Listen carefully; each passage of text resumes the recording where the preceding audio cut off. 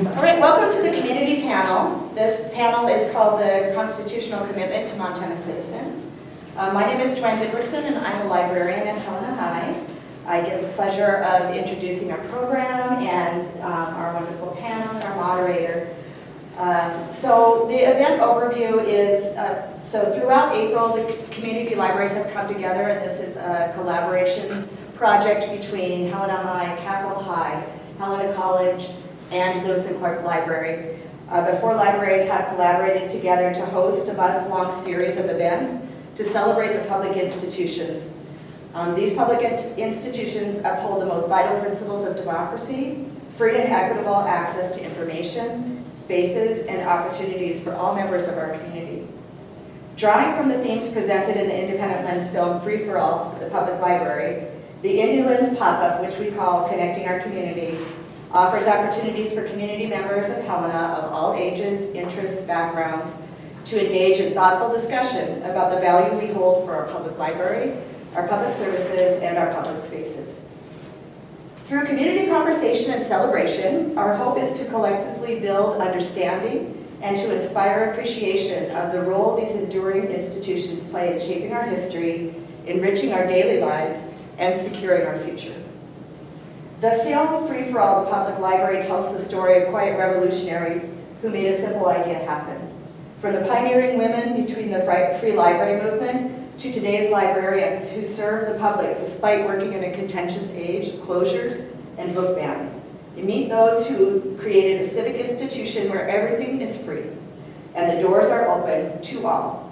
The film will be released on PBS April 29th. And that also happens to be the same day that we're holding a read-in in the Capitol Rotunda from 9 to 6, where we are going to celebrate the freedom to read. Our panel, we have quite the esteemed panel here, and I really have a personal connection to most people serving on this panel, which just warms my heart. I'll start with Steve. Steve Tennis is Steve is the policy director for the Montana's Organized for Education. And he is, someone told me you're writing the newsletter too. Do you write the newsletter? Sometimes. Okay, so he's also a new writer now. Steve has been an educational advocate all his life, for all of his career. He is most recently the former principal of Helena High, where he served 30, I don't want to tell because that will age you. Principal only 12, so that's... Okay, 12. Okay, now here's the long list. Steve is also the assistant principal at Helena High. He was the interim assistant superintendent for 1 year, which he did not like because he wanted to be back with the students. He wanted to be with students. He was also a science teacher, chemistry, and biology. Yep. So Steve has been in all kinds of roles in public education. He knows everything from how to motivate students and create relationships to the really difficult stuff like school budgets, funding, and his legal obligations. Next, we have Martha. And Martha is, she is an operation manager here at Lewis and Clark Library. She's been serving at Lewis and Clark Library for 3 years now. She manages a robust budget and several employees. She manages their relationships, internal operations for over 55 staff members. Martha also has a long history of advocating for education and inclusion, starting with the Imagine If libraries in Kalispell. Way back, I won't tell the date, but way back, Martha began as a public services librarian and worked at that job for several years, then moved to a youth services librarian, a senior librarian, and then an assistant director for Imagine If. All of these roles are really, I think, that enhance her understanding of all different ages and their needs for education and inclusion. So she is definitely going to be a superstar on this panel. And next we have Kay Satry. Just a little bit about Kay Satry. Kay is a Helena native. She was born here. I wasn't born here. I came here when I was 6, though. Oh, she came here when she was 6. But she is a graduate of Helena High School and is a former professor of Carroll College, where Kay taught English and also secondary education. Kay was my advisor when I was at Carroll, and really inspired me in both writing and in the internship that she hooked me up with my senior year, which I got to write for Governor Roscoe in his press secretary's office. So that was really cool. Kay she's a lifelong education advocate as well. As a professor, she serves as department chair, associate vice of academic affairs, and as the director of the Alpha Seminar. Her teaching, she has taught literature, family literature, literature and empathy. I know for my own experience, she's an excellent writing teacher and really knows how to build confidence and inspire writing that is correct. Okay. She's served on a number of different committees, but currently Kay is serving on the Board of Trustees and is running for her second term. Next, we have Lisa Cordingley. I just can't find enough adjectives and active verbs to describe this panel. I'm so I got like a little bit of superstar. Lisa has been serving as the executive director for Helena Education Foundation for many years, since 2008. And as the executive director and all of those years of service, Lisa has coordinated events, institutions, and celebrations that raise awareness of the essential connection between public schools and the health of the community they serve. Lisa has dedicated years of service to provide our community with the information about the needs of the Helena Public Schools. She rallies local businesses and individuals who want to support Helena Public Schools, and has incredible effort to celebrate the accomplishments of Helena Public School students, teachers, staff, and supporters. She's responsible for, I don't know how many events. Your calendar is always full, and your cause is just so inspiring. I'm really happy to have you here, and I'm glad that you had time to come. And then finally, we have Charlie Snellman. I have known Charlie since he was a little guy. Charlie's mom was my daughter's coach in gymnastics, so I've seen Charlie grow up, and he has grown up to be quite the professional. Charlie is a senior at Capitol High School. He's a valedictorian and a distinguished scholar. He serves on the Board of Trustees as a student representative for Capitol High. Charlie is going to graduate this year and go on to Johns Hopkins and the Peabody School of Music to double major in molecular biology and cello performance. So he's got both parts of the brain going. We're really excited. It sounds like Charlie has been on the speaking circuit, advocating for education, and what a fresh approach that we have with Charlie's insight. Is he's just coming out of high school, and he understands the transformative power of education and how important it is to connect our community and for the social and economic health of our community. And finally, to introduce our moderator, this is Barb Ridgway. Barb has been my boss for a very long time. Barb serves as the Chief of Staff for Helena Public Schools. Barb is responsible for a lot of things. She holds many hats, including everything from transportation to writing policy. So that's quite a spectrum of things that she's responsible for. But her beginning started as an educator. Barb was a librarian and served as a librarian for many years before going into administration. And she leads the library, she leads the district in a lot of different ways. And similar to Steve, she has a lot of insight in not only to how to create relationships, how to build community, but also how to do those, the difficult parts of managing a very complicated school budget and providing services that have to meet legal obligations and all of that. So she's going to be a fantastic moderator, and I'll let you take it away. First and foremost, I want to thank you, Joanne, for all your work that you've done this month to pull all these events together. I know you've had partners throughout, but you've kind of been the glue that held it together. And there have been a lot of events. There have been, yeah. We're really excited. Is there more to come? There is one more to come, and that is the read-in at the Capitol Capitol. building. Yes, and then during Vigilante Parade, we have an art display. So we have collected notes from the libraries about what our patrons feel about communities, how they feel about communities, and how they feel in particular about Helena Public Spaces. And so we're going to have an art installation that is a digital art piece made by Seth Roby, who is the art director at Helena College.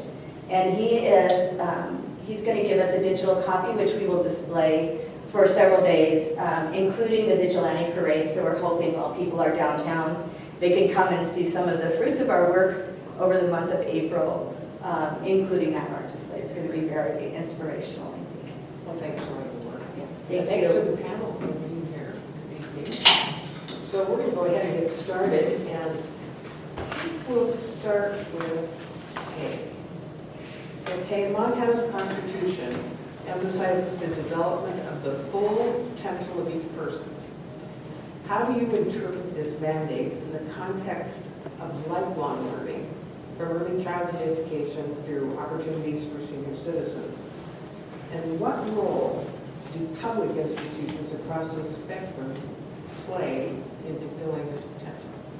Okay, thank you. I just want to say thank you also for all the work that you've done to put this together. And also, thank you for posing this particular sort of connection between the Montana Constitution and what it mandates for full, you know, our institution should enable the full educational potential of each individual, and putting that together with lifelong learning. So I found that really thought-provoking. So whenever I encounter this article, Article 10, I just think what a bold and beautiful statement this is, that public education should enable the development of the full educational potential of each individual.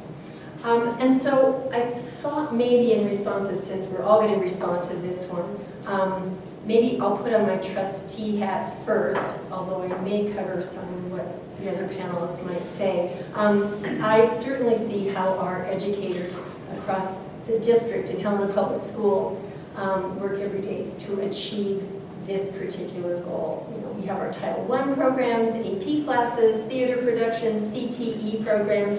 We have family college activities where parents come in to learn what their kids are learning so they can assist them better. So there's all kinds of things that are happening in our public schools that seek to address and advance the educational potential of this vast array of different individuals.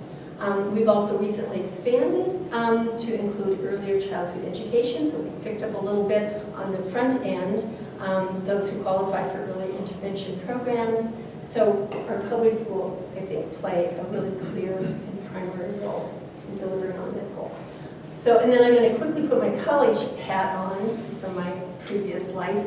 And this is another institution, and of course there's public, I happen to work for a private one, but they both, that play a very clear and fundamental role in delivering on this goal. Also, they take it, I think, to, I guess we could say the next level, which doesn't mean it's any more important, but just moving it forward. So besides developing knowledge and individual aptitudes and skills for career, our public colleges are also all about gaining a broad knowledge of sciences, history, culture, literature, arts. They're about fostering self-discovery, personal fulfillment, how to build problem-solving skills, social awareness, and civic responsibility. So our public institutions, our colleges are also pretty deeply formative in delivering this goal. And I'm going to say one more thing, and then I'll and let other people respond. So I also think of college as being not the only, but kind of a special time and place where we really fertilize and nurture the intellectual and emotional seeds that, you know, produce lifelong learning, curiosity, critical and creative thinking, the sympathetic imagination. And within the college environment, these capacities are developed in the context of the search for truth and for the common good. And I think those are important aspects of, you know, lifelong learning, and college is a very particular time, I think, where those seeds they're already planted, but they just get moved along. And our colleges and universities in Montana, and I think pretty much everywhere, make an explicit commitment to lifelong learning in their mission statements, in their goals. I mean, it's just, a pretty dependable feature of those statements. So I'll stop there. And I think sometimes people don't realize by lifelong, they mean lifelong. I mean, if you're over 60, you can audit and go to Carroll. Yeah. You're not very young on the, yeah. And there also is the Molly program at the University of Montana. That is a wonderful opportunity for senior Do you want to talk a citizens. little bit about that? I said just about all I was going to say about that, but I have other things to say. One is, and this goes to the larger theme that we're talking about here, I think it is interesting, and I commend you, Joanne, for applying the idea of lifelong learning to this particular part of the Constitution, because it is not explicit. I think I like the idea very much of it being implicit in that, but I think that we have long interpreted it in the context of K-12 and then gone, our work is done, which it is not. And so I have been thinking a lot about other opportunities that we offer for senior citizens and communities. And I think this library where we're meeting today is doing a wonderful job of providing opportunities. And now that we have this beautiful lobby, my colleague and I meet here very often during the day, and to see the number of, from toddlers to senior citizens who come through those doors looking for intellectual growth and cultural expansion, I think is really wonderful. And the books that are available for free in the lobby are under almost constant perusal. So I think that is a wonderful thing that this library provides for the community. Marty, want to expand on the library's role? I sure do, yes. This is really giving me a lot of warm and fuzzy feelings. And, also very grateful to be able to speak to this. My personal philosophy about library work is that we are part of the educational ecosystem, and we prepare learners before they're at the doors of the school. So to answer this question, I guess I'll speak from a public library perspective. And we think about caring for the whole person and the whole community and considering developmental stages and needs. And then we look at allocating resources based on those needs. So for children, we think about how from birth to 3, that's really the most critical time neurologically in terms of brain development. And so to meet that need, we infuse all of our children's services with early literacy skills and practices, and those are talk, sing, read, write, and play. And so that's all parents have to remember in order to get their kids ready for schools to do those 5 things every day. Those are the building blocks. And then for older children, we make sure that we offer a lot of hands-on STEAM, and that stands for science, technology, engineering, art, and math. Those activities to keep their skills sharp even when they're not at school or they're not in care. And because many children lack access to STEAM activities at home. So public libraries are a great way to sort of equalize the playing field for kids. We make sure, just to give a specific example, to offer a lot of really high interest chapter books, because we know that kids in Lewis and Clark County, 48% of third graders are reading at proficient level. And so we want to do whatever we can to sort of raise that percentage up. And to meet that need, we want to make sure that we have lots of really great books for kids to pick up when they come in. And then for teenagers, we know that they need access to caring adults, a community that cares about youth, and creative opportunities for hands-on learning, among lots of other things. And the library meets these needs by providing a designated teen services librarian, teen spaces that are designated for teens only, collections that are developmentally appropriate, and opportunities for them to contribute and create teen-led programs. And then adults, of course, need autonomy over when and how they're going to learn.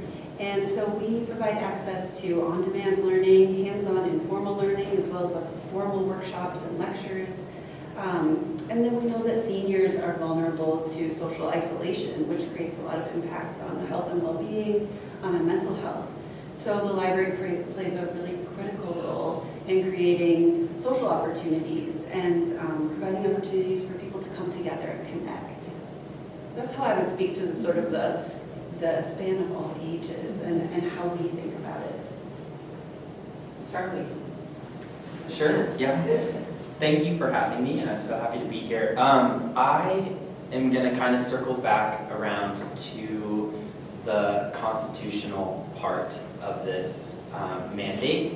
And, you know, to us, to me, this part of the Constitution does actually seem quite explicit. You must provide for the full educational potential of each person. However, the spot that we differ is where we draw the line at full educational potential. And I actually don't think there is a line. I think that the moment you stop growing and the moment you stop learning is the moment you stop living. That's the day you die, actually. So I think that everywhere needs to have opportunities, and by everywhere I mean community institutions like the Lewis and Clark County Library, like public schools, like colleges, things like that, need to provide for opportunities for every demographic and every interest. I have done a lot of work in health science, and just being able to identify that niche has shown me just how many more niches that we could explore. And just like our learning is never stopped until we die, our potential for growth in the community sector as well never dies.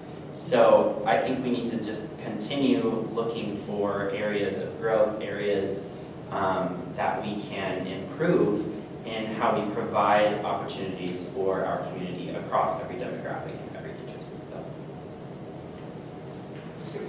I was hoping you'd forget about me and everybody else, but you know, talking about public schools is, you know, it's where I've spent 35 years of my life, more than that when you include my own public school education. But anytime I talk about public school, I feel the need to thank I'm a product of Helena's public schools. I feel the need to thank my teachers and my coaches that saw something in me and took an interest in me. I feel as though any success that I've had in my lifetime has come from those people that helped me along the way. And when I went into the profession, I also feel a need to thank my colleagues that were around me that still saw some potential in me to help me be the most impactful educator that I could become. I also feel the need always to thank the Helena community for funding my public education, because, you know, somebody funded theirs, they funded mine. Now it's my obligation to make sure that I'm funding it for future generations to come. But when I look at this phrase, this full educational potential of each person, having had experience in this year's legislative session, being a little bit of a political junkie, that phrase, I believe, is a little bit is under attack, and really, you could pick apart any term, any word in that phrase, and say, you know, each word is under attack. But I'll talk specifically about each. When it says each person, I believe that you know, the number one thing that schools can do, and public schools, public libraries can do for people is to develop a sense of belonging. That's first and foremost before anything else can happen beyond that. And right now, when we're starting to marginalize groups based on legislation, dumb legislation, wasteful legislation, to sort of marginalize some of these groups even more, then I think we've already strayed away from what our Montana Constitution has said that we are obligated to do. that full educational potential, I don't think that our legislators, and when I say legislators, I'm talking in a broad statewide context, because I just want to give a shout out to watching the group from Helena specifically. We have great people advocating for public education in this session, but that full educational potential, we have to really think about it. It's an extension of how we envision our community. What do we want our community to look like 18 years from now? And funding public education and funding public libraries is a critical component to reaching that vision of what we want our community to look like. Because if we don't have a well-educated, a discerning community, then it's not healthy.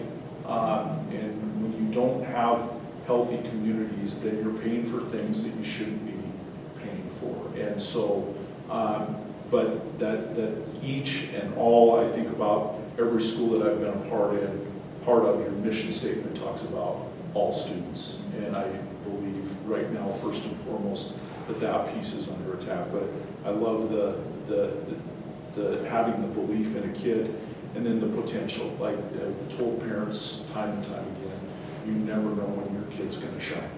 And it may happen when some may peak at kindergarten. It could be high school, it could be college, or it could be as an adult when they suddenly lose a job or a career and they have to reinvent themselves. And public libraries and opportunities for further education are always there for them to continue that spectrum across. So that's kind of a nice segue to the next question. And Steve, I'm going to toss this one to you only because of your most recent experience with our current legislative session. So Article 10 of the Montana Constitution outlines educational goals and duties. How can we ensure that the constitutional guarantee of equality of educational opportunity is applied across all stages of life and within all public educational institutions, including libraries and other educational programs? Well, from my experience, I think there's a rubric that they could apply to themselves as to whether or not they've achieved this goal, and that's 20-9-309. And when you read through that in Montana Codes Annotated, it states very specifically on what and how they will fund public education. And I feel like it's pretty clear. What they haven't done is really done an in-depth analysis on what is the actual cost of each of these. There's an assumption that they all make, having not been in schools. But I look at that piece and I just think it's very simple. 20-9-309, follow it, expand it. When I say expand it, there are certain expectations communities have for their schools, regardless if they're funded or not. And whether that's in clubs and organizations that compete at a state, local, national level, if it's an extracurricular activity, a co-curricular activity, those things are expectations that your community has, and those things are not funded. So when I say expand that definition, that's what I'm talking about. I'm hopeful that with the STARS Act, which was the major funding bill, they are starting to put some things like, when they consider how we fund public education, looking outside of the box and talking about things like housing. I think that's important, and I think it's really encouraging that they are looking at some other things and other ways to fund public schools. But follow it, expand it, and then fund it. That's in a nutshell with 20-9-309. Others want to weigh in on this one?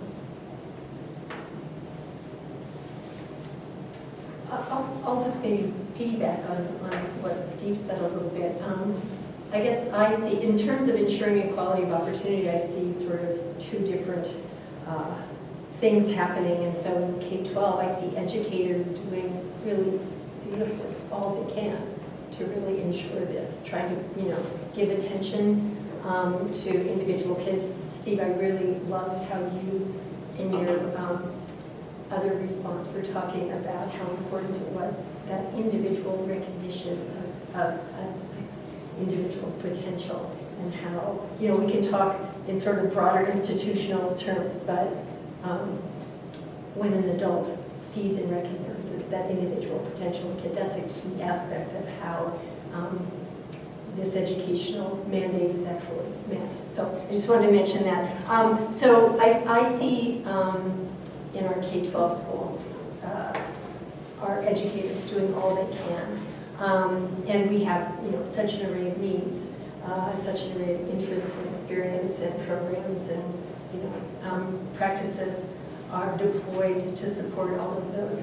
Yes, more adequate state funding, because if we want to enable teachers to be able to see the individual potential in kids, it'd be really great to, you know, reduce those student-teacher ratios and get fewer kids into classrooms. And we can't, you know, afford to do that under our current state funding formula. Yeah, and then I think in higher ed too, there's a lot of individuals. But, you know, it seems often we come back to funding as being one of the main barriers. How is it that we get more people doing this good work? Because it is really good, but hard work to do, yeah. So, Well, since you said the funding word, I have felt for some time that the institutions that our forebears established for the public good, which are libraries and schools and services that provide for the public health, have been presented in a way that's intended to devalue them. yes. And I think that that is a concern. And I love what Steve said about our Helena delegation at the legislature. I didn't get to vote for all of them because apparently you just have to vote for your own representatives. But I'm very proud of those that I did support because they are there doing their best to adequately provide within their power for funding for our public schools, doing what they can for public health. And I just think it's really important for us to maybe find a way to encourage our fellow citizens to remember that these things were for the public good, and they exist for the public good, and we've got to cherish them and not denigrate them.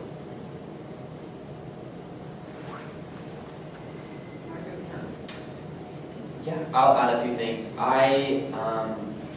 I've done a decent amount of testifying and advocating for bills at the Capitol this session as well. And I do think that the big F word in the room, you know, is funding, and we keep going back to it, and there's a reason. Because in our world, that's what drives and piques our interest, unfortunately. And it can be good, it can be bad, but we need to show how there actually is a net positive, and it's a huge net positive of all of these public institutions. It's for the public good. Our founding fathers understood that, and the generations before us understood that. So why is it that it's being presented in such an interesting way right now? And I think that one of the biggest ways that we can ensure the equality of educational opportunity for all stages of life and across many generations to come is information. Like, how are we presenting the information? How are we explaining what our public institutions are good for, and how do they contribute to the common good? And I mean, I'll just point to a recent example of a conversation I had with a local voter about the upcoming tech levy. It's like, oh, are you going to vote for the levy? Oh no, why would I do that? Like, all my kids are already out of school, they already got all their things, why would I vote for that? Why would I pay for that? Well, it's for the whole community, you know? Like, it's the people before you. I love how Mr. Tennis brought that up earlier, that the generations before us funded our education. So who's going to fund the next generation. And that's us. That's our opportunity, our privilege to get to enhance and enrich the educations of those coming after us. So I think it all is in the information and the way it's presented. And I do think that if the public was educated on the issue and actually knew what was happening, and our legislators actually knew what was happening in every public school and every public library, that our funding situation would be a little bit more positive. Sure, yes. From a public library perspective, I would say we're poised, like schools, to provide equality of opportunity because that's how we were conceived of. So, early citizens wanted a way, demanded a way, really, to be able to learn after formal schooling for all people and taxed themselves so that they could provide that opportunity. And some ways that we continue that, we're open to all, and really that means all people. Sometimes it feels kind of edgy or something, like, no, really everyone.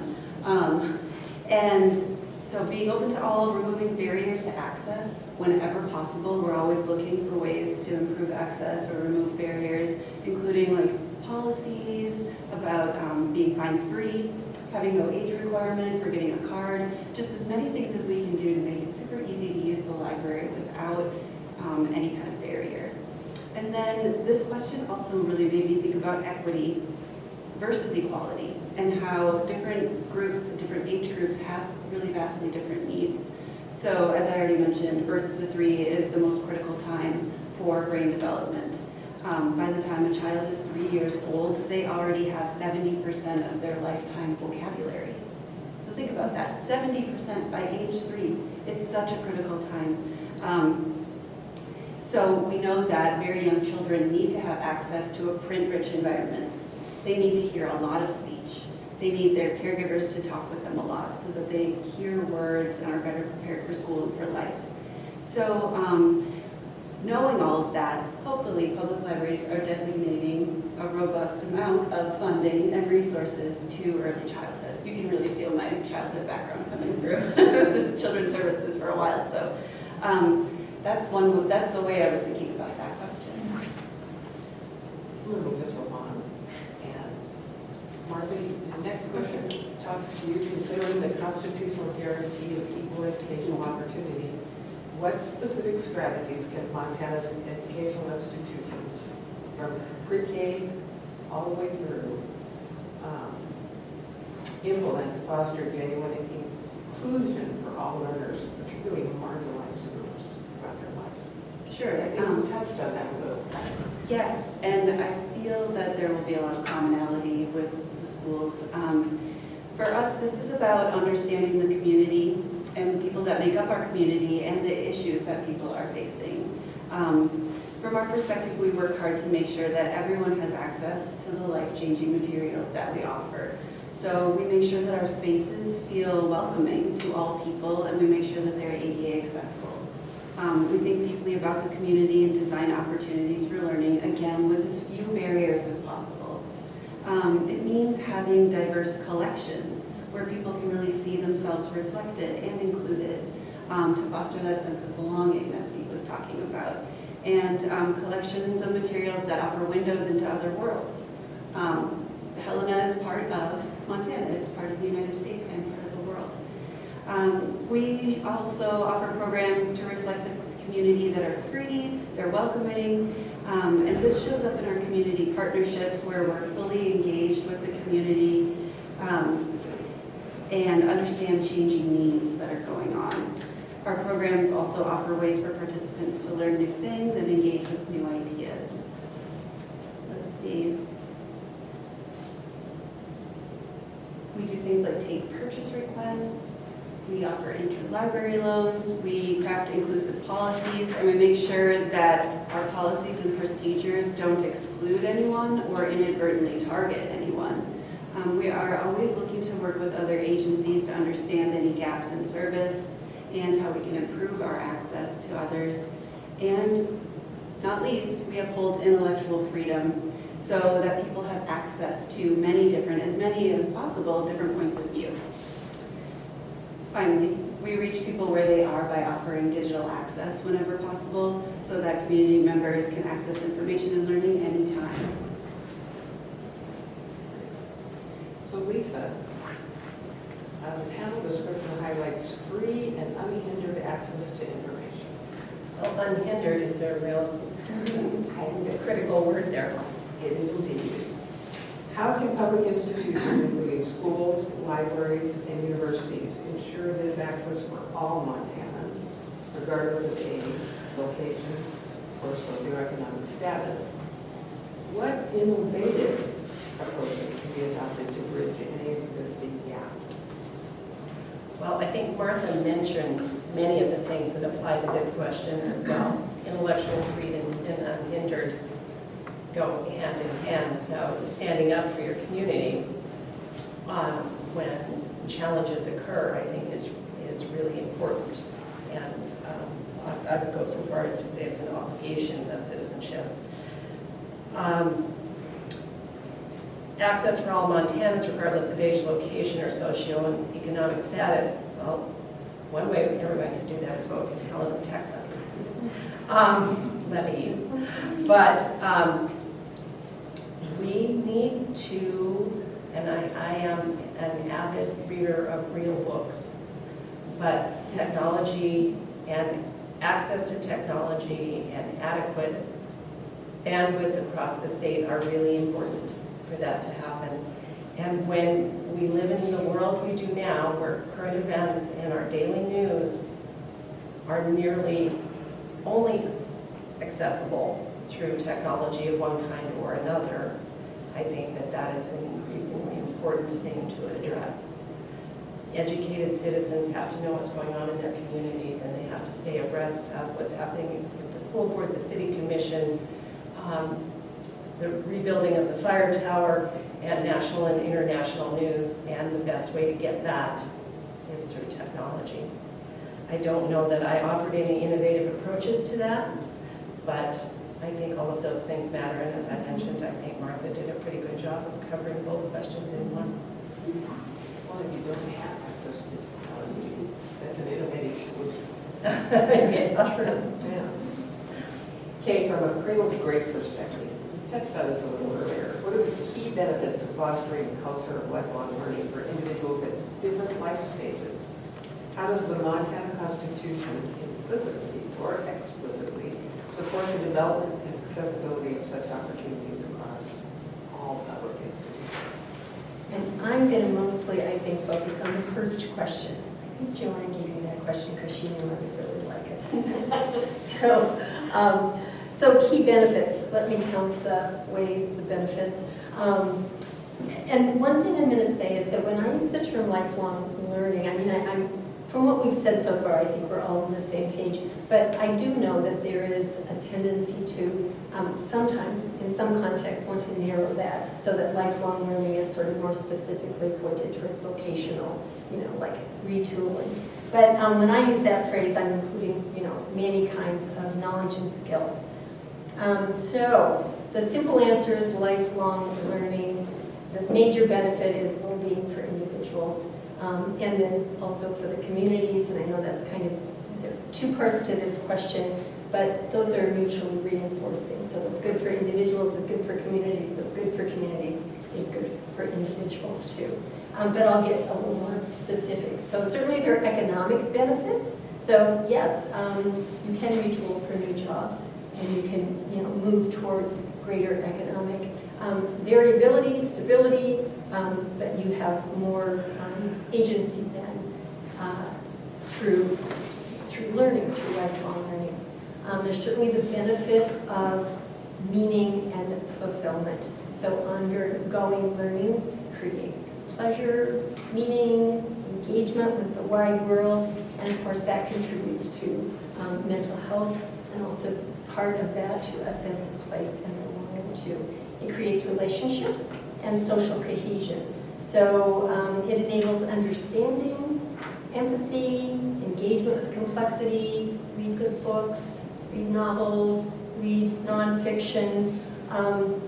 That helps to activate and mobilize all those capacities.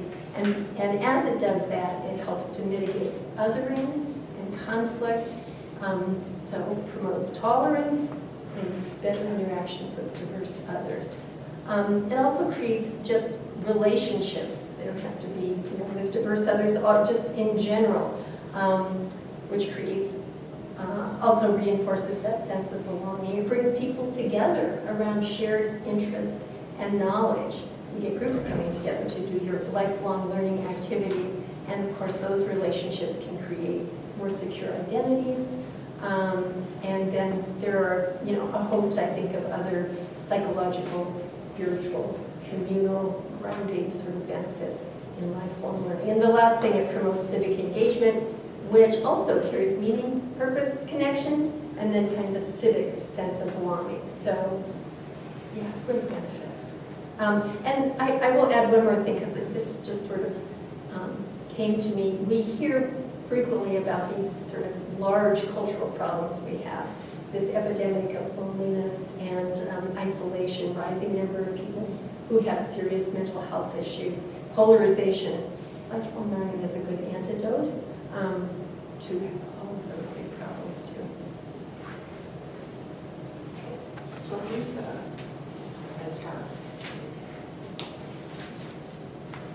with this a little, how does an educated citizenry contribute to the overall well-being and progress of Montana communities? And can you provide specific examples?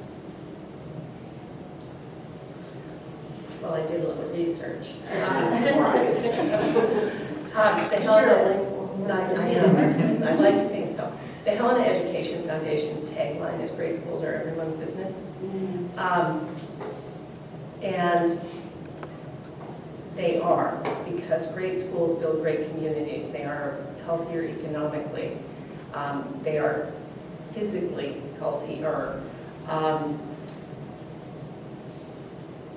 People want to live in communities that have good health care and great schools. They bring professionals to this community who take care of us when we are ill. People who come to this community because they have ideas to build businesses and want to live here, and then that helps our economy grow. And the more that we do to provide quality public education, the healthier the community is going to be. And it does not matter if you have finished school and your kids are done with school, you still benefit because your neighbor's children are being well cared for in school and being educated and become the citizens that businesses want to hire, that get into medical school, that go out to Johns Hopkins like Charlie. There are immeasurable benefits to having a vibrant public education, an excellent public library, and things that bring us together, like this does, for example. Charlie. Well, I have everything. I would mirror and ditto everything that Lisa said. I really try to understand how a public school wouldn't help you, and it usually is not successful. There are so many ways. Lisa outlined so many of them. Kay outlined so many of them. But really, it just increases access to opportunities, I think. I have been given so many opportunities in my first half of my formal education. 12 years done, 12 years to go, it seems like. But I think that I know that without my education and without public schools and without public libraries, that I would not be where I am today. I would not be on the trajectory that I am today. And I am immeasurably grateful for that. Like literally my life would not be anywhere near the same as it is right now without public schools and the people in public schools and making public schools happen. And the people in public schools is maybe the most important thing, because it is where we are all together, regardless of income, race, economic opportunity, educational opportunity. Public school is where you learn to get along with people who are different from you. What you need for the rest of your life, you need it in your workplace, you need it at the grocery store, you need it standing in line at the post office in Christmas. That's the most important thing about public education to me, is that it puts all of us together. And I think increasing opportunities to privatize education for groups of people are harmful to long-term community health. You put our words to everyone. Yeah. Yes. I mean, the word community, right? It's a community school. It's a community. You are with other people. You need to be able to interact with other people. And it's part of being in a community. It's part of being a good citizen. You can't be involved in what will shape your life and your children and your grandchildren if you don't know what's happening. And that's all part of being educated. That's all part of reading the news. You know, like it comes in so many forms, education does, but it truly is lifelong and across so many different ways. And public schools serve as hubs for citizenship. The libraries, you know, a gymnasium, could be a polling place, so many different ways that we can use public schools because they are owned by the public and funded by the public. So they are our public schools. So. Great. Totally agree. So Steve, we often hear about the transformative power of education for individuals. Can you share examples of how public institutions in Montana, catering to learners of all ages, have facilitated this transformation? How can we better leverage these institutions to maximize this potential statewide? And I think some of what you're doing now isn't necessarily school, but it is transformative when you educate people about some of the issues that you're working on. Yeah, you know, this question, I immediately started putting some faces together that I've was fortunate enough to encounter in my career. But I look at, I think this is the most powerful thing about our public institutions, is that ability to transform, whether it's a kid seeing themselves in a piece of literature, or a kid that suddenly gets a weld right in welding and realizes I can do this and that there's some potential for me. But I look at some of the kids that overcame really insurmountable obstacles, and we question sometimes, like, I'm not even exactly sure how they got to school every day and maintained, because of the chaos that was at home or the lack of any structure at home. And it was no fault of theirs. And I think we lose sight of that sometimes when we're disappointed or disgusted with kids. It, by and large, isn't their fault. And so seeing through that, seeing what they can become, I remember I had a group of kids years ago. I called my Challenge 10 Kids, and I set up this little group. It was a way to try to address some of the issues that we were dealing with, dropouts, and these kids had all the markers for there is no way that they're going. We found out 95% of these kids dropped out, so I thought, how could I help change that? So I picked 10 kids. We did activities throughout, so their sophomore, junior, senior year. And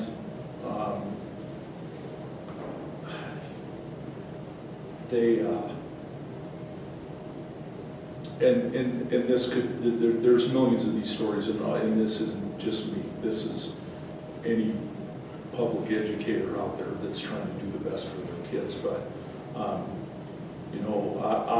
of the 11 kids that I had, 7 of them ended up graduating, which was a huge task in getting them to graduate.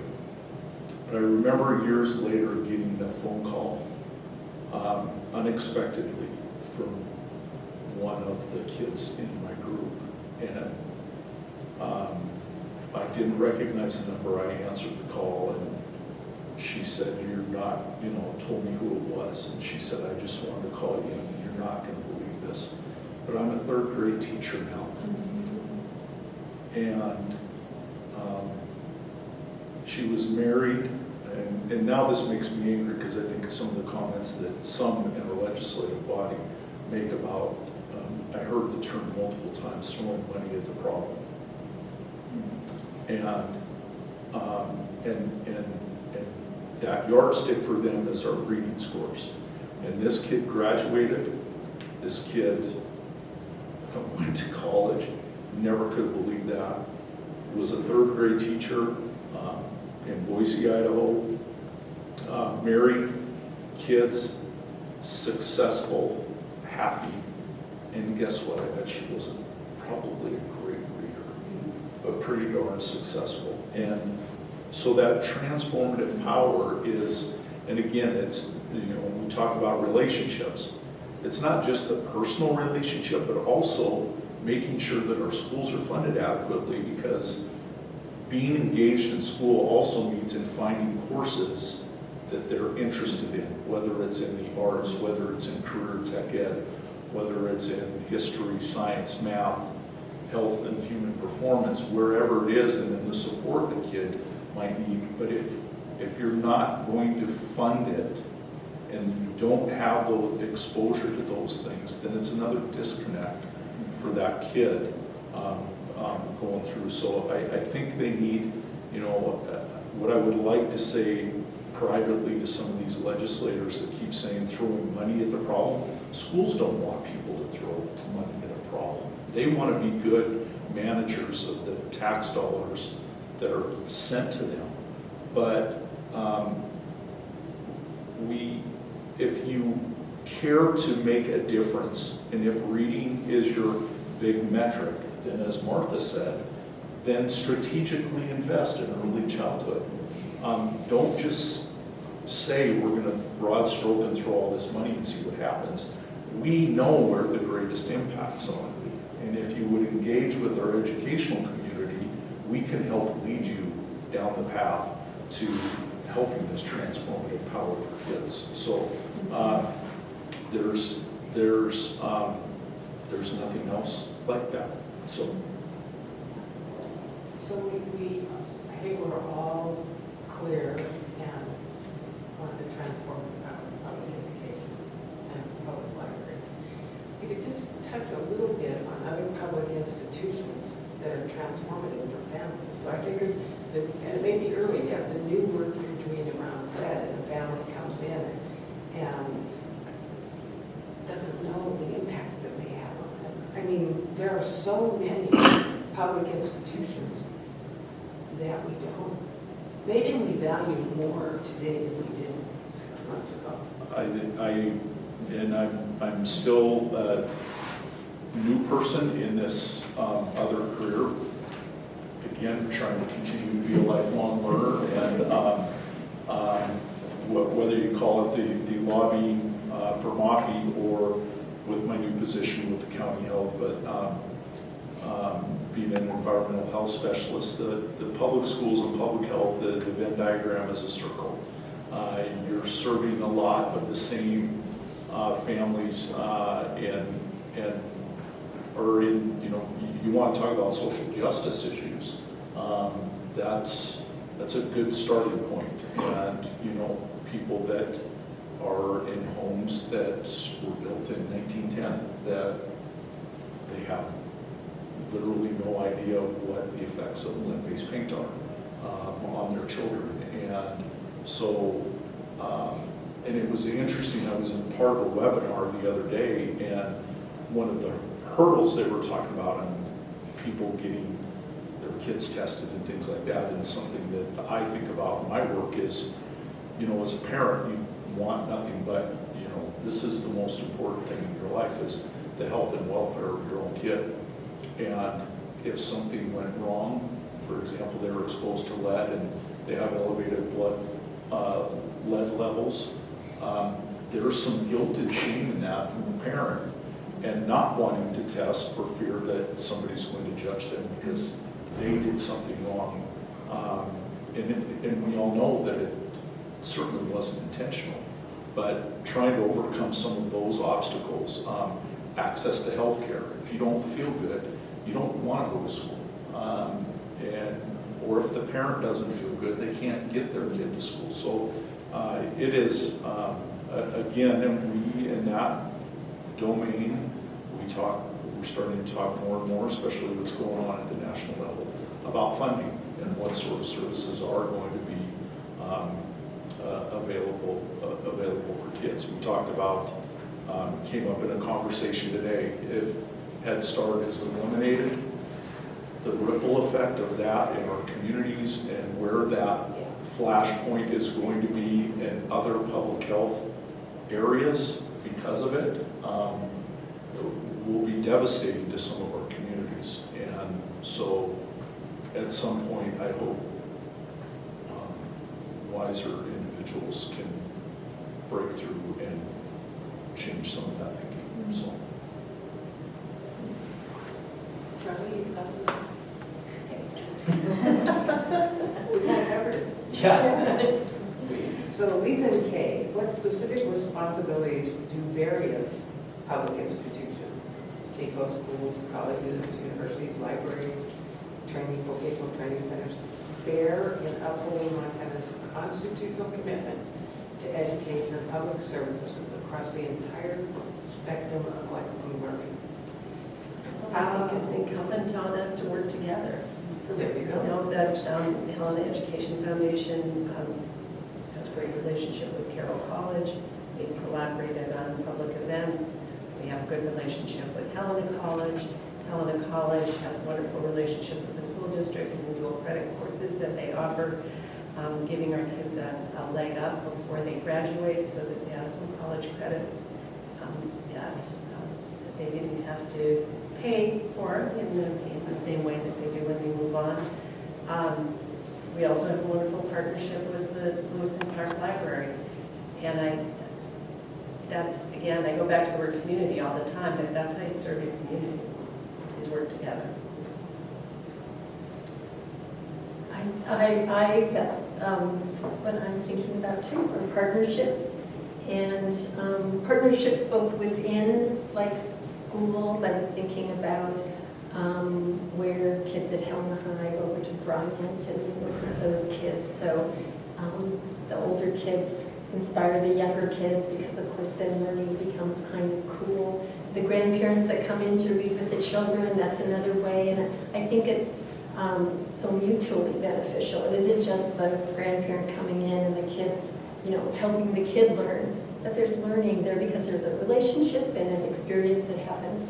So, yeah, just trying to see what those partnerships are. I mean, I think one of our questions was maybe how do we foster more of these? And, I think being aware of them and being aware of the lifelong aspect of it is important, so that we aren't just thinking of our kids, but thinking intentionally, how do we bring all these topics of interest and way to stages. bring people who are outside of the school system and away from the colleges, bring them in. Yeah. And of course, there's so many other organizations, I mean, not just public institutions, but, we've got all kinds of. Look at what the League of Women Voters gets Exactly, together in yeah. March month, for Exactly. example. And other not-for-profits, that are out there doing all kinds of things. And I'm also thinking about University of Montana Shakespeare in the Parks and what great work they do, going all over to the rural places. And there's lots of nonprofit small arts groups that, are interested in doing the same. So getting just more intentional about bringing all that in and from different disciplines or experiences, arts. All our partnerships with All of them, and HEF, all their institutes and all their, that they sponsor that really feed directly into the school district. So Steve and let's talk about economic development. So what do all these institutions have? What's their role in economic development? I think you've already touched on this a little bit. Does investment in schools and libraries create economic security for all of our citizens? Want to go first? Yeah, sure. Right next to what role do public education and public institutions play in economic development, I have a big carrot, huge in all capital letters, underlined 3 times. We have already touched on it and we have talked about it, but I mean, I'll hit on it again. Education opens doors to opportunities that you never would have had in the first place. It has for me, it has for my friends and peers, it has for everybody sitting at this table. And really, when you think about it, the economy is a cycle. You spend money, you make money. Politics, it's all about commodities, right? It's all about supply and demand. If there's more people getting more education, you're having higher paying jobs, more money going back into the economy, and it makes perfect sense. You're getting higher level jobs, tertiary, quaternary level jobs, doctors, pharmacists, administrators, businesses popping up, innovation, creativity everywhere, right, with more education. So to me, it's clear, and like I said, the role is huge, underlined 3 times and in all caps, that there is a huge benefit to economic development for anywhere that has and values their public schools and public institutions. So, Steve. Yeah, Charlie's right on as usual. This is the epitome, I think, of paying it forward. That we talk about investments and watching our money grow, and investment isn't just stock market. An investment is in your time, talent, in your community, and that growth that's going to, you attract people to your community, you attract professionals to your community. They're going to buy goods and services in your community. They're going to pay taxes in your community. They're going to support, so that momentum that you get from doing that, I know that, and I know the importance of it to younger kids right now looking at, I have 3 of them, my own kids, that are making decisions on where they're going to finally settle down with their professional careers and where they're going to raise families. And I selfishly want them to be close, but we do now have the conversation of, Dad, I'm not sure I can live in Montana. And a lot of that has to do with, if they're going to continue to defund public schools and demonize public schools, then I'm not so sure that that's where I can go to raise my own kids. And being a product of Helena's schools and then dedicating so much of my life to it, that would be painful. But those are 3 of my own. I know that's not the only 3 that are thinking those very same things on where they want to be. So that economic development is important, and that their public schools, access to public libraries are a center point to drawing people to your community. Lisa came one way and give him advice on how to get his children. Oh, okay. Yes, we've been very successful, both of us in that regard. Kate's live actually closer to her. My son lives 6 blocks away. He's got, job next door. So I defer to Kay on this issue. We need them back. We do need them back. Yeah. And I think addressing the cost of housing is the other Yes. thing that will be a significant factor in our kids coming home. Smart. I've touched on this a little bit. How does ensuring access to a broad range of educational opportunities from early childhood, shared with us, to continuing education for seniors, align with the democratic principles embedded in the Constitution? Why is this comprehensive approach crucial for the long-term health of our state's democracy? Yes, this is an exciting question for a librarian. We're very into the idea of public libraries being the cornerstone of democracy. That is what we're taught in graduate school, and that's because democracy really can only work well if community members are well informed and educated. And that is to say that people cannot effectively participate in democracy if they don't have full, free, and unfettered access to information and the ability to make up their own minds on the issues that matter to them. So I would just add that education from birth to senior citizens makes a lot of sense in that context because that each age and stage there has different need. So for us it means having a broad range of materials, making sure there is open access as much as possible, open access for people from all walks of life. It also means that we need to be very tuned into community factors such as whether or not people have access to childcare, technology, higher education, and then designing our programs and services with those needs in mind. Currently, we respond by offering high-quality baby, toddler, and preschool story times to meet the need for robust early childhood experiences because we know that there's not enough supply to meet the demand in the community right now for early childhood education. We have technology to lend like laptops and hotspots. We have test prep materials and self-study guides in many different topics. Providing a range of learning opportunities strengthens democracy because it improves people's ability to synthesize information and educate themselves on topics that affect our society. So, okay, what are the specific funding challenges that impact the ability of Montana public institutions to provide these comprehensive lifelong education? And how can the state ensure equitable funding distribution to support the cradle-to-grave vision of education in alignment with their obligation stated in the Constitution? Well, I think this will just be a repeat of before, but there's going to, they will have to be willing to support public education adequately in Montana. I mean, if they really want to live up to what the Constitution is asking of us. There are many things getting in the way here, this unwillingness to do that, the war against public ed that's being waged in the state and actually across the country and probably beyond. I'm thinking specifically just because this isn't the state, but I was thinking about potential cuts to Title I that was just in the news today for public schools, and specifically that incorporate DEI.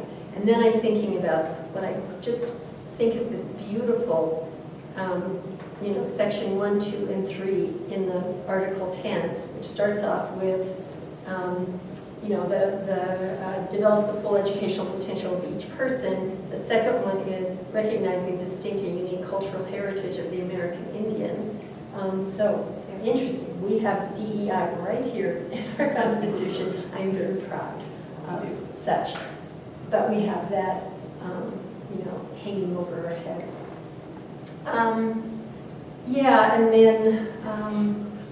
So I guess I will just leave it there, just the funding challenges that we have, and we're seeing them in many areas. I'm also thinking this is not a public entity, but it's funded through the National Endowment of Humanities, which is Humanities Montana, which is a great conduit for lifelong learning across, all ages. And, that now too is on hold as our other humanities programs throughout the nation. So, yeah. Steve? I don't know if I can get away from funding. I couldn't. Because there's a couple of pieces that that I think about with the complaint about performance metrics in reading and math, and then completely ignoring the fact that there are over 1,000 vacant teaching positions in the state of Montana. There's a large number of emergency authorized. God bless them for wanting to be part of the public education system, but they're coming in not necessarily adequately trained. But you know, I keep saying this is akin to, you know, 6-man football playing 11-man football and being mad at the 6-man coach that you never win any games. And that's kind of what we're doing. It's the classic playbook that you've seen in other states. Defund, defund, defund, demonize, and then it's not working. So now we can funnel money to charter and private schools, which, speaking of investment, is a business for a few. And that's how they're going to make their money. But one of the educational advocates made that works with rural communities made the statement to me that is really something that I've been thinking about. And as some of our smaller communities across the state of Montana close their schools, but he said to me, "Go, Steve, I never thought we would run out of teachers before we ran out of students." And so it's a funding piece, but that whole attract and retain teachers, attract quality educators, and then support them and provide opportunities that they're going to be able to navigate their first few years of school, so they remain with us. And on top of the funding piece is that if we are going to turn over our educators and administrators and paraeducators and specialists in our schools, and you continually have what's known as teacher churn, your kids will never just miraculously be successful. You need quality educators, long-term educators to stay. So I think that's, again, it's still tied to funding, but you need the foundation of people there. And possibly a social safety net. Given that we don't always recognize even in our community that we have over 400 homeless children in our school system. Well, I've heard that if I hear the term, we need to be like Finland, again, I'm going to lose my mind, because what people don't understand is, like, Finland's model of education was modeled after the United States. Now, we took a bad route focusing so much on test scores. But again, it's the social safety nets that, and early on, we know where we can make the investment to have the greatest impact on student success, and that's the earlier intervention is better. Other countries that outperform the United States have a better safety net system than we do. That's one way to care. Oh, sure.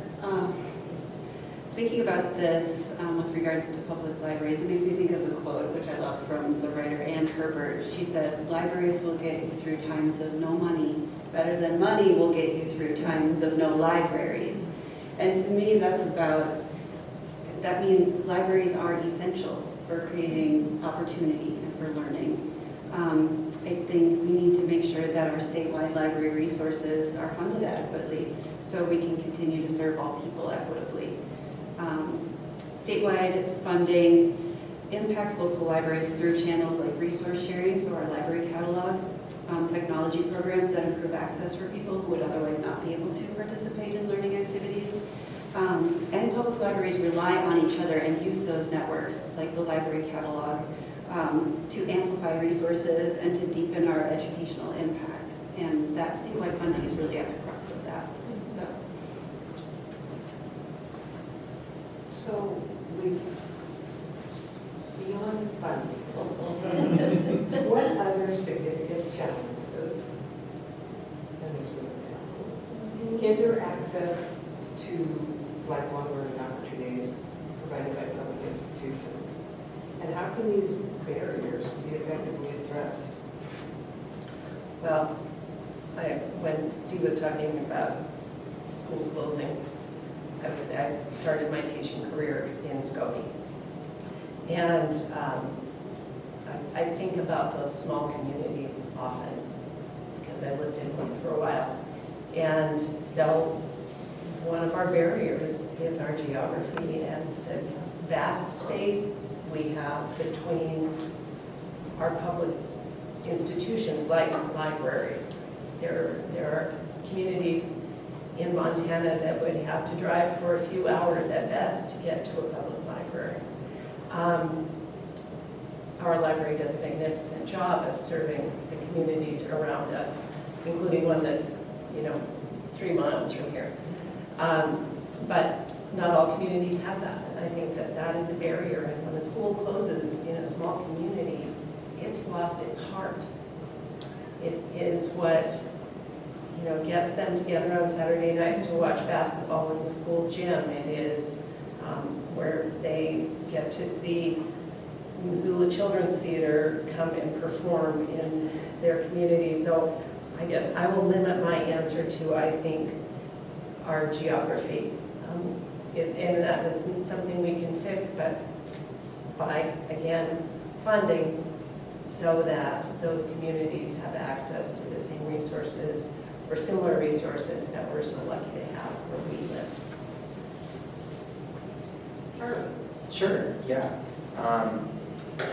I'll focus mostly, I'll really try not to circle back to funding. We'll see what happens. I'll really try, but the main thing I do think often about this whole paradox of adequate education and how we define adequate, of course, is different for everybody, but I think it almost is its own issue. And in that respect, I mean the dissemination of information, of experience, of access, kind of as a synonym for education, in that without enough information, experience firsthand of what actually goes on in our public schools, the whole priority paradigm shift that we need to happen in government will not happen. It needs to start from a group of communities coming together and petitioning the government, as is written in our Constitution, to make things better for everybody and for the generations to come. So, like I touched on, the priorities need to shift, I think. And the only way that that will happen is by giving access like the library is doing and like public institutions are doing, and disseminating information about what's actually happening in our public schools. Because I can guarantee the vast majority of people in Montana and in the United States at large have no idea and are too disconnected from it. And we need to connect people to it because it is so important. It is the cornerstone of our democracy. It's not just a time-old adage that we like to accredit to libraries. It's true. Okay.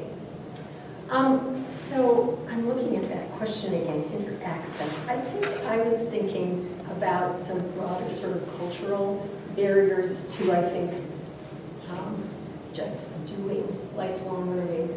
And so I'm thinking about things like digital distraction and overwhelm, and the fact that there's sort of this devaluation of facts and thoughtfulness and analytical method, which I think, breeds fear and hostility to different experiences and views. We get the polarization that we've all, heard about.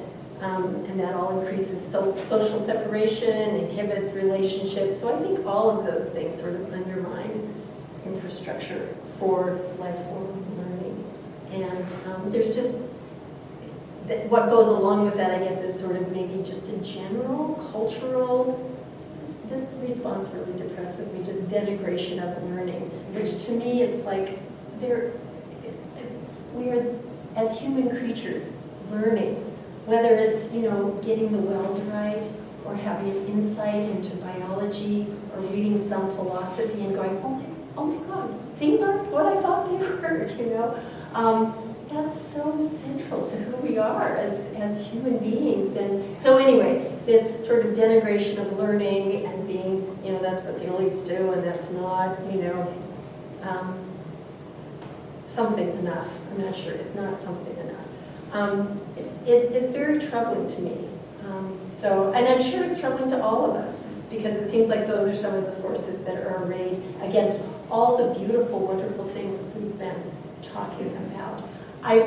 Even though that answer, or thinking about that, depresses me some, and the forces do seem somewhat formidable,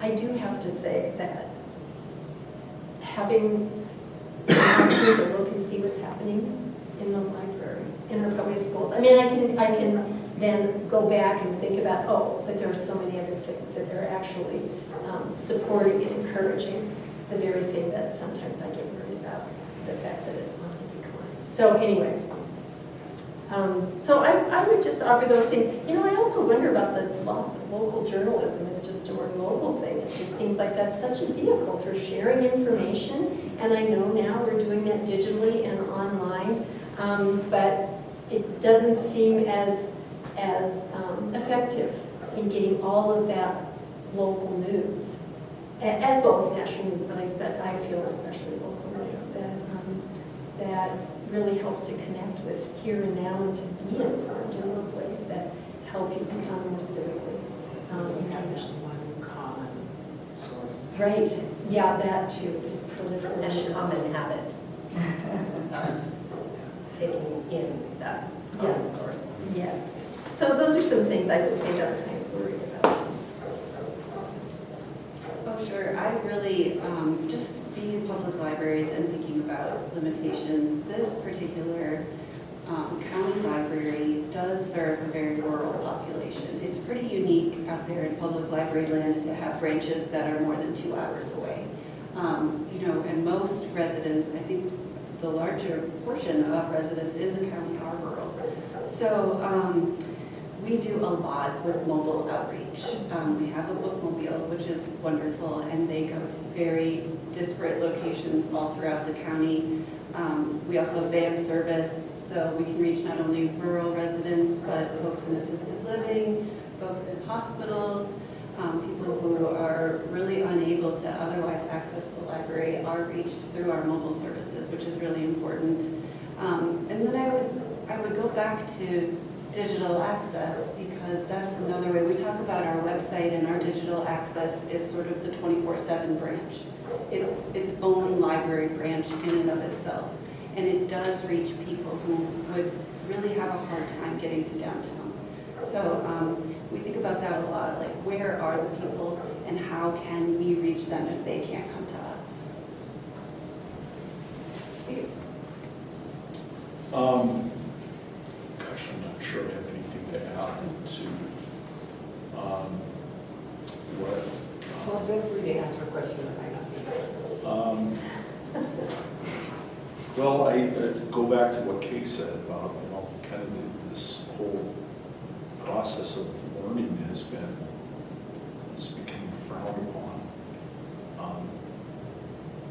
which again it's probably the influence of my old public school teachers. I always want, you know, when I was teaching, when I was an administrator, now that I'm in this new position, I always wanted to learn more. I always wanted to see things differently. I always wanted different perspectives, and that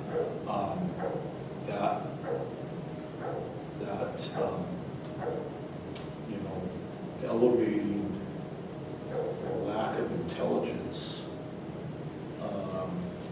is kind of where we're at right now with some of our leaders. I won't name any, but yeah, I think that's a big piece.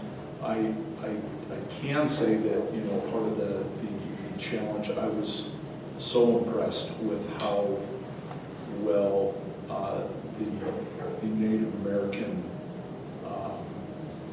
contingent at the Capitol and the legislature, what strong advocates they are for their communities, which include these public institutions that, you know, really, I know that their strong advocacy changed some minds on several bills that were bad news, and so again, that's, you know, embracing the different cultures and different communities that that make up this really unique state is shows the power of working together as a community. But I think that's a great one. Well, that was the time. And I want to thank all of you for being here tonight. Joanne? Yes, thank you all for being here tonight. I want to have just one final thought. You know, from my high school educator point of view, one of the things that I think that a lot of you have touched on today that is really important is that the change. There's a change, and this was addressed in our last panel too, in a little bit different way. And one of the things that was brought up and just keeps coming up for me is this idea of a community center. This idea of we used to call it a community forum, a public forum. If I say that to our teens today, they don't know what I'm talking about. I see that as the public library. Our public library is the cornerstone, the foundation of our community. This is where we come together. And I think, I don't know, we can complain about a lot of things. You know, we can complain about the degradation of learning. We can talk about the lack of funding and understanding on how to really allocate those funds. But I think the one thing that we need to do more of is celebrate. I really think we need to celebrate what a beautiful community we live in. We have amazing parks. We have beautiful trails. We have history. We have amazing educational institutions. Our Capitol building is you know, we're just borrowing it for a day because it's ours, because we own it. And that's one of the things I really want our young people to understand. They own this beautiful space. It's theirs. And the people who work here and fund it, you know, who decide what the funding goes for, they want to serve the people who own it. And we don't spend enough time appreciating that and celebrating just how lucky we are to live in this beautiful community with so many rich resources that bring us together. So I would just like to end on that. Thank you. Thank you so much, all of you. Thank you.